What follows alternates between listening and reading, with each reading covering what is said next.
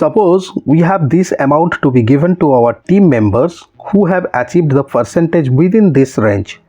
Let me explain the conditions. Let's say if someone achieves any percentage between 30% to 50%, we will pay 2000.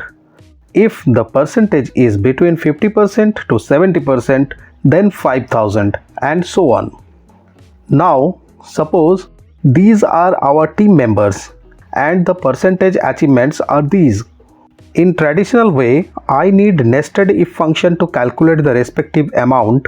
Like if this is greater than equal to this, then this much amount.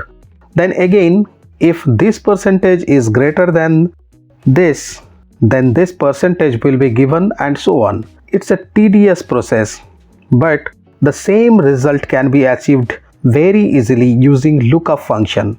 Let me show you. Type equal lookup, hit tab. We will use the first method. So in this case, our lookup value is this percentage. Now you will get a new term, lookup vector. Lookup vector is a range that contains only one row or one column having some data. In this case, it is this range, the percentage given.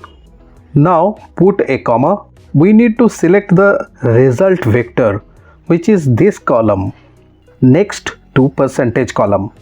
Now apply F4 and close the bracket and drag it, and you are done. Two things to remember here.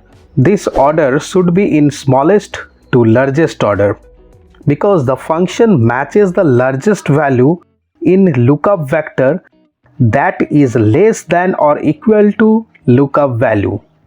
And the second thing is that lookup function will return an error if the lookup value is smaller than the smallest value in lookup vector, which means that if we have any percentage below the smallest number, which is in this case 30%, then has any error will be the result. So we can resolve it by masking it with if error function. Type if error and hit tab after the equal sign, then go to the end of the formula and either type 0, or you can use your own remarks like not eligible but within double quote, and you are done. Please like and subscribe and hit the bell icon. Thank you.